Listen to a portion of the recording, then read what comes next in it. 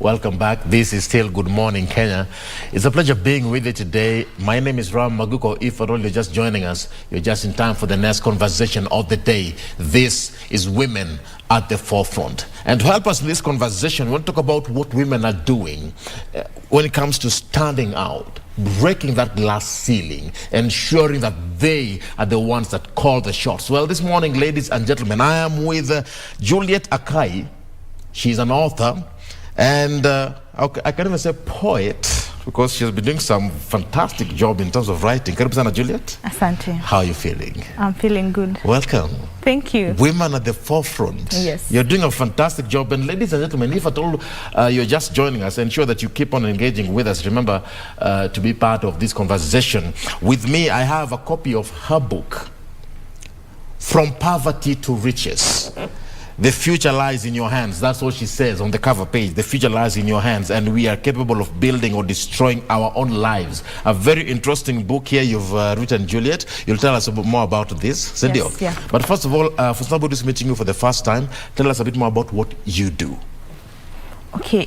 Thanks for having me on the show. Asante sana. I'm Juliet Akayi. I'm an author. I'm a philanthropist. I'm the founder of Yetu CBO, which is located in Busia County. Okay. Yeah, okay. And I do a lot of things, and I'm also a certified mentor. Certified mentor? Yes, and I graduated with a Bachelor of Arts in Gender and Psychology.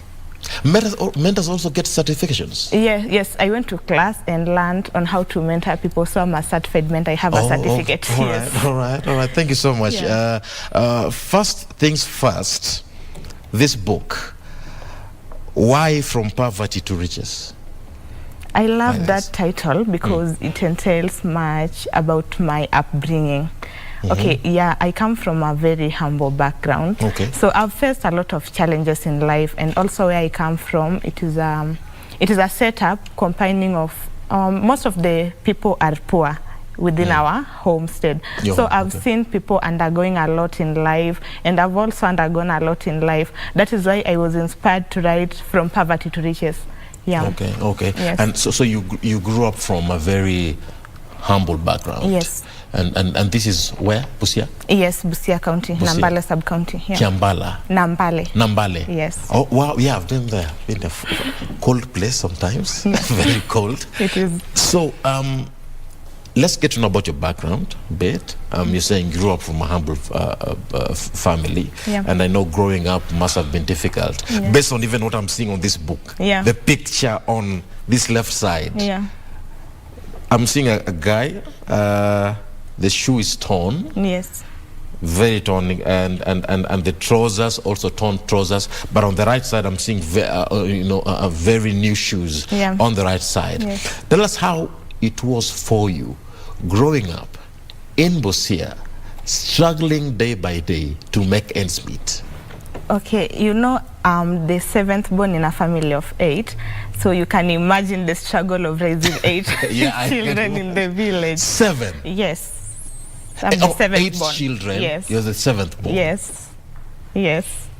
That's not easy. And I cannot say that my mom has a nice job. She's just a businesswoman who hawks clothes for us to survive. She's hawking in Busia? Yes. Okay. So, at times, I was bright in school.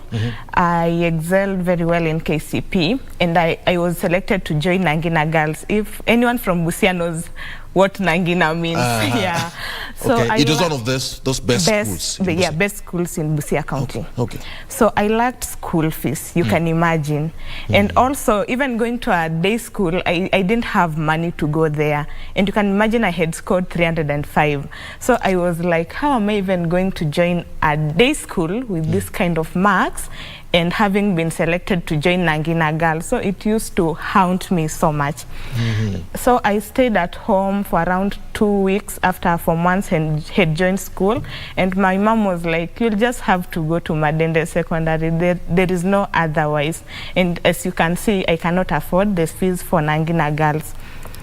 So I accepted. We went there, and we didn't have even money to pay for my admission. So she talked to the principal, Mr. Gregory Kundu, and Mr. Gregory Kundu felt on my behalf of what I was going through. And he accepted to come to our forest to cut trees for timber for the sake of my school fees. That is how I joined Madende Secondary School. I presume this is now you're being raised by a single mother. She's a widow. Now you know. From your story, I could pick that up. She's a widow. And you managed to get to school through the help of your principal. Yeah. Wow. What about the rest of your siblings? How did they manage it? 8 of you. Some of them had to drop out in Form 4 because the previous principal who were there when they were schooling was not tolerating anything. He could not even listen to these kind of things. That is why I'm thanking Mr. Gregory. If it wasn't for him, I wouldn't have joined even that day school. Yeah, there are those teachers that always help people, students. Yeah. Yeah, they are the ones that feel you. Yeah. But they are the rest. Yes, he was my destiny helper, and that is why I always thank him. He has been there for me. Unfortunately, he got transferred when I was in Form 2. So there is a boarding mister who chipped in to help me survive in school as mom was looking for school fees. And I excelled and went to Kenyatta University later. In 2017, Matiang'i class. Yeah. Wow. Yes. Wow. 2017. Yes. Now you've joined Kenyatta University, doing your bachelor's in Bachelor of Arts in Gender and Development Study with a minor in Psychology. Wow. Yes. Wow. And you graduated. Yes, I graduated on December 16th. Yeah. That's last year. Last month. Last month. Yes. You say you can say last year. Yeah. It feels like a long time, but it's just last month. Yes. Congratulations on your graduation. So that's a fine story. But what I get also while I was checking you out, you wrote your a book while in campus. Yes, first year. First year. Yes. If you're watching, what were you doing? As others were writing books in their first year. What were you doing? She was writing books. How did you come up with that idea of even being an author? Okay, you know, while in primary, it is my class, while in class 5, it is my teacher who noticed, my English teacher who noticed that I can write, because I used to write composition and I get 38 out of 40. So he was like, you can do it. And he kept encouraging my mom to help me in writing and public speaking. Yeah. So that is when I realized I can write. Now, when I went to campus, you know, in campus you have free time most of the time. It is not, the classes are not packed like there's high no bell school to tell you what to do. Yeah. So during my free time, I could just go to the library and start writing some manuscript. That is how I came up with that book. Now, I know in primary, while you were still there, there was this competition between boys and girls. You know, who writes better, who reads better, who is excelling in English and mathematics, and etc. You got to be compared with your male counterparts. Yes. What was the comment that was being said there? I know it must have been competitive. Yes. So for me, they used to compare me with my male counterparts. But I used to feel so bad because they were making us feel like girls are superior in English and boys are better in mathematics. In mathematics, you know? I used to feel like it was not a healthy competition because they were discouraging these boys to perform better in English because they seem to encourage them with the mindset that English is so feminine and mathematics is masculine. Yeah. So I used to feel so bad by then. Yeah, because you know, I wasn't that good in mathematics, but I excelled in it, but I wasn't good in mathematics like in composition, you see. So they were comparing the two and you feel like, why are they even making me feel like I should not upgrade my grades on mathematics? They are making you feel like you are okay. Failing mathematics as a girl, it is just fine. And a boy failing English, it is just fine. So it is not a healthy competition. But I love how nowadays the conversation is changing. Yes. Yeah. We are saying, no, it's not about gender. Yeah. Even women can also excel in things that men excel in. Yeah, true. Yeah? Yes. And now, when we talk about your book, tell us exactly the book that you wrote while you were in your first year in campus, about that book and your journey towards writing this book. It is still the same book I wrote while in This is first year. the one in campus? Yes. And the poetry book? I have not published it. It is still a manuscript. Yeah. Okay. Yeah. All right. All right. Yes. So this is the one that you wrote while in campus? Yes. Okay. Before we get to this now, let's talk about poetry. How did you, manage to move around, that journey of coming up with poems and writing them? Yeah, okay, for me, I'm one person who expresses myself in form of writing. And poems is all about emotions and feelings. Yeah, that is how I write my poems. When you hurt me, I'll not tell you, but I'll write it. I'll express myself through writing. Okay. Yeah, when I feel somebody has done something great for me, I'll express it through writing, and I'll write a poem about the person and the good things he or she has done. That is how I combine my poems. Yeah. Wow. But you said you don't perform them. Yes, I just write, but just I write. don't. Yeah. Others should perform those. Yeah, I usually give people to perform. Have you seen when someone performs your own? Especially kids. Yeah, I love it because they express it very well. Must be nostalgic. It's a good feeling. It is a good feeling, yes. Now, from poverty to riches, tell me about this book.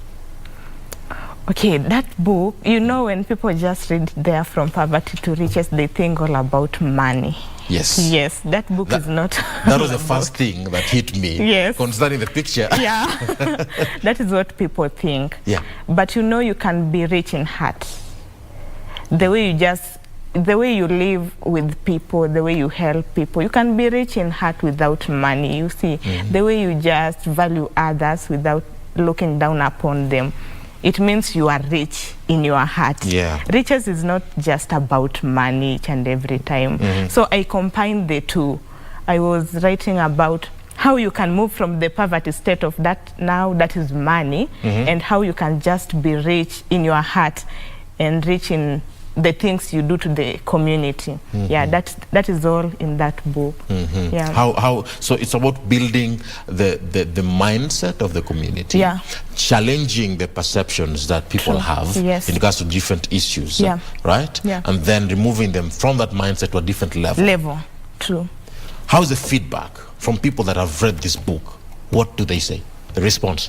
Oh, I've loved the feedback from people because they are telling me they have changed their mindset from with the way they have read my book. So when someone tells you, I read your book and I've changed one and two, so you feel it is an awesome feeling. Yeah, so the feedback has been nice and the responses have been uplifting my soul. Yeah? Yes. What about family? I know there's a support system behind you. Yes. That has been there. But it is not just family. If I tell you that book I was helped to publish by my area MP, my former area MP, you cannot imagine it. It wasn't even family. Somebody just family. From the outside, yeah. And do they respond? Family? Family. Yes. Family, they were so happy. They have helped me in marketing the book. My sister even sells it for me. Yeah. But the one who supported you was your area MP? MP. And after supporting, he was the first person again to buy them. You can imagine. It's funny how those who expect to do things for us are not the ones that do it. No, they're not the ones. But actually outsiders, people who we've just met. Yeah. I just told him about the book. I visited his home and I told him about the book and he was like, you're a young lady and if you can do this, why can't I support you? Then he paid the entire amount for publishing. And again, he bought the books and distributed to some schools. Yeah. Now, I'm seeing you've, in this book, you've focused on different issues, including marriage. Yes. You've tackled marriage, you've tackled even finances a bit. You've tackled finances, you've tackled traditionalism. Yeah. You even mentioned witchcraft. Yes. Right? Yeah, we are in Africa. So, you know. We're in Africa. And now, let's tackle on these issues here, just to peruse. Yeah. On the part of witchcraft, where was that? You said that Africa is beautiful, but most of the African countries, most of the people practice witchcraft. Yes. Have you seen this happen? And coming from the perspective of a woman, when you are giving these examples, witchcraft, you know, how do you feel we need to change the conversation, the things we need to tackle? Talk about marriage. You've managed to talk about, you know, how people go through some challenges in marriages that they need to change. Yes. You've talked about money, finances, how we need to even change on how we invest. You know, let's tackle each one of those issues. And what was it that was going through your mind, starting with witchcraft? Okay, you know, in Africa, we have seen a lot of witchcraft around us, even in the village. At times, you just see when somebody is excelling in the village, people are not happy and they try to bring him or her down through witchcraft. And for me, I usually feel like when somebody succeeds in the village, that success is for all of us. Let's say I have a car and somebody else in the village doesn't have a car, and you get an emergency at night. So you can call me and I'll pick you from where you are and help you at that night. But you know, in the village, people usually feel like this one cannot be the one controlling us, or this one cannot be the one successful here. We just have to be the same. You know, we cannot be the same. If we are the same, I don't know who will help the other. Is the same for women? Yes. And it is women who practice witchcraft most of the time. It is not even men. It is women. Yani, we women, we were just created with some form of jealousy. And if you see someone succeeding, you try as much as possible to bring this person down. And most of it is through witchcraft. Even for you men, sometimes your wife can just do some magic to you. Na utakuwa kama zuzu, you see. So yes, whatever she says you will do. Na utajipata you will even stop doing, you'll stop excelling or doing what you are doing the best, because somebody has performed some magic for you that have changed your perspective completely. That is why I fear something called witchcraft in Africa. You just find yourself, you don't want to go to work. The things you are doing, you no longer love them. Somebody has just done some magic to you. And in your perspective, in your opinion, women are the ones that do it. Yeah, they're doing it the most than men. Yeah. Then the women can't be the one to change the narrative. Yes, it is us to talk amongst ourselves and change the narrative with the help of men. Yes. Yeah. What about the narrative of marriage that you're mentioning here? Women? On marriage, you know, marriage entails both a man and a woman. It cannot be a one-way around. So on marriage, I was just trying to say, as a couple, you have to invest together. You have to sit together and suggest on how are you going to handle your finances and how are you going to build your family from poverty now to riches. Because at times, again, as women, we like spending a lot on things that are not necessary. So at times when a man wants to buy land, you bring a lot of problems to him and he just gives you that money to use at home. And you see, through doing that, you are not even upgrading yourself in any way, because, you know, we have needs, basic needs, and we have some wants.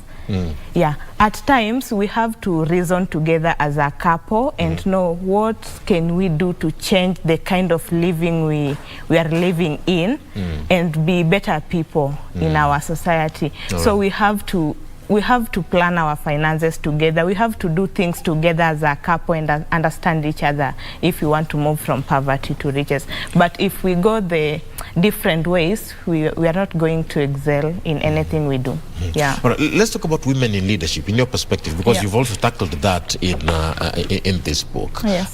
Your perspective about women in leadership currently, is it changing? Do you feel like the conversation has drifted from women's suppression to women coming out and taking their position? We are, as much as gender is concerned, we are still far much behind. Yeah, in this country. How do we solve that? Okay, you know, when it comes to leadership and involving women in leadership, you men have to be there for us first. We men have to be there. Yes, you have to support. You have to support us. Because, you know, at times when a woman is vying, men will be like, how can I be led by a woman? You see, they tag a woman. How is a woman going to lead me? And I'm a man. So it is you men to chip in and support women in leadership. Because at times I'm looking at this, let me say, nominations, and I'm even wondering, because when a woman wants to be nominated, she has to have some form of relationship with so and so, you get, for her to be nominated. So there are a lot of things happening behind the doors for these women to be in these positions. They have to be submissive to someone, a man. Juliet, I love the passion and the charisma in you. Tell me just a few, mention one or two, those things that motivate you day by day and make you want to, you know, keep on achieving and breaking those milestones. Okay. Just mention one. Maybe you... Motivating factor. What encourages you, what inspires you, what keeps you going? Okay, for me, the dreams I have for myself are the ones keeping me going and keeping me do the things I'm doing.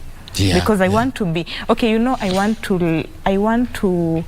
They say when you want to build a society or you want to have a better society, it is you to do the right things that will make the society look like the way you want to see it look. So when I want to see maybe women in leadership, I have to be the one advocating for them to join leadership and supporting them. So I'm doing things that I love doing, because... You're passionate about it. Yes. I want you to have a final word and talk to the women that are watching you today. Your word of advice as we bring this conversation to a close, your parting shot. You can speak to the Kenyan women watching you today. Okay, to Kenyan women, you know, let's not walk around with the tag that's help me or elect me because I'm a woman. Let's compete with these men favorably, because I believe if you have the best agenda for your people, they will elect you. Don't beg them to elect me because I'm a woman or what. Let's meet these men. Let's compete with them. Let's beat them in everything they do. Let's go for those senatorial position, member of parliament, and even governorship. It is not, we are not tied to be in women rep positions alone. Let's fight with these men and we will take it and we will win them. We can help each other. Yes. You're the fighters. No, we are not fighting, but we can help each other. But let's just compete with them without the tag that I'm a woman. Yeah. I love that. Yes. Positive competition. Yes. That is Juliet Akayi, ladies and gentlemen, an author. Thanks so much, Juliet, for what you're doing. Yeah. And keep doing it. Thanks for having me. I wish you the best. Yeah. You're welcome. And of course, that brings us to the end of this conversation right here on Good Morning Kenya. It has been a pleasure being with you. And of course, I hope you've been motivated right here. It has been women at the forefront. We're taking a short break, but we'll be back with more in a bit.